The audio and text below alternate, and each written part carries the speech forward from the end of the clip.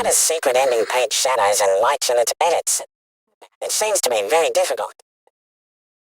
Well, that's pretty easy. Pass the mic, I'm dropping hits like I'm dropping calls and conferences. I don't give a damn who I rap against. I don't need to flex. I know how. Hello everybody, and welcome to a new video of Secret Ending 87. In this video, I will show you all this cool stuff. The base colors. How to choose the colors. Soft and hard shadows. Positioning of shadows and highlights. Adding small details can make big changes. How the environment affects the colors. All this explained very simply, so you can apply it even if you're just starting out in drawing. Well, let's get this shit started.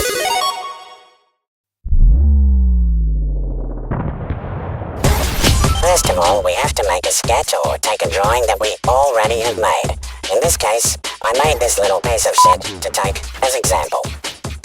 For the base colors, I recommend using colors that are not too saturated, not too bright, and not too dark either.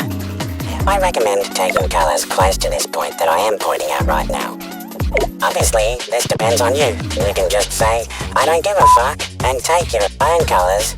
What really matters is that you adapt it to your style and how you feel like doing it. Okay, now that we have the base, we can start. One of the most important things is to place a point of light, because if we don't do this, everything will go to hell, and the shadows won't make sense. If we do not locate a point of light, the drawing will look as shitty as, this girl. Now as you can see, unless you're fucking blind, I'm picking the colors for the shadows. What Secret usually does is to take the base color and do the following. Move the color circle a little to one side, depending on whether you want to go to the warm or cool colors, and then move the color point to the darker, more saturated colors. We can repeat this process as many times as we want depending on how many layers of shadows we add. I usually add at least 2 layers of shadows, and a third one for the very dark places where the light would not reach in reality. This third layer is called ambient occlusion. Now it's time to place the shadows. Note that the white point I chose is on the upper left, so the shadows will be on the opposite side. Here we are going to add soft or hard shadows, depending on the light. If you don't know when to use soft shadows and when to use hard shadows, here's a quick example. Basically, the closer the light is to the object, the harder the shadow will be, and the more noticeable the light will be on the object. And the farther away the light is from the object, the softer the shadow will be. Now that we know this, we can apply it to our drawing. We can continue with the next layer of shadows. Keep in mind that these shadows and highlights serve to add depth to the drawing and make it look more pleasing to the eye. I am adding the third layer of shadows which I mentioned before.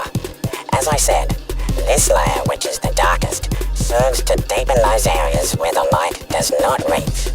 Now, it only remains to repeat the process for each of the parts of our drawing. One tip I can give you is not to use a pure white color to paint. Instead, we can opt for a darker and more saturated variant of the color. This will also depend on the environment in which the object is located, but I'll talk about that later. As with white, we don't have to use pure black either. We can choose a more grayish color. Well, that's it. We're done. Pico, don't you think you are forgetting something very important? Alright, it's time to add lighting to this set. To choose a light color, what you can do is repeat the same thing we did when choosing the shadow color, but this time in reverse.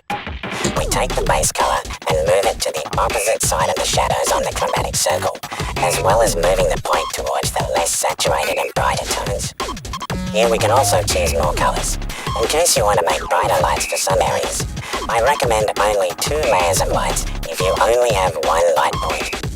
What Secret usually does first is to place the main lighting. This has to be soft and not so flashy. It is necessary to take into account the relief and the details of the object, so the illumination will look better. Another great tip to add even more depth to the drawing is backlighting. The backlight is the small reflection of light on the opposite side of the main illumination point. usually soft and almost imperceptible. So be careful how much backlight you put in your art. Something that is also very important is to put small details. It may seem that they are insignificant, but in the end you will realize that make a big change. Something as simple as adding small variations of color, some reflections of the environment, even that little twinkle in the eyes can make your art look even better. Come on, bro. Don't be afraid to use your creativity. And that's how, from a crappy sketch done in minutes, we can get a wonderful result.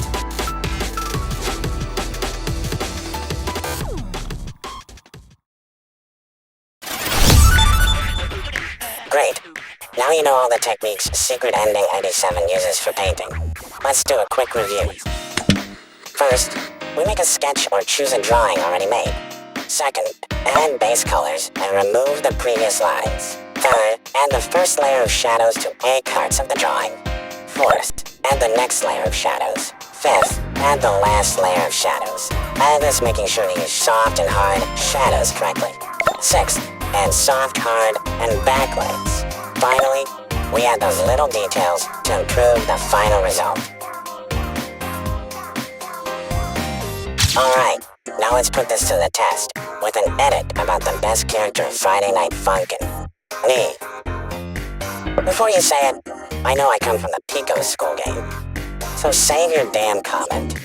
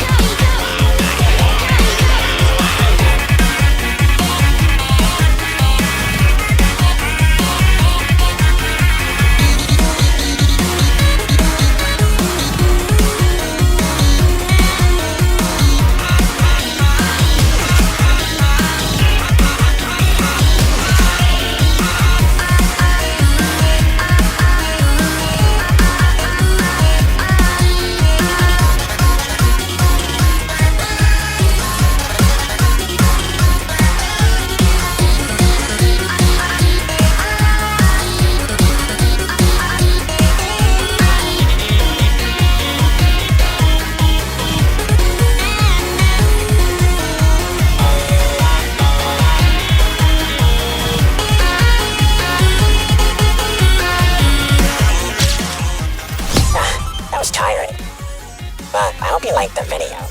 Secret took forever to edit this, so you better leave a like and a comment. Don't be an asshole and subscribe too. See you next time.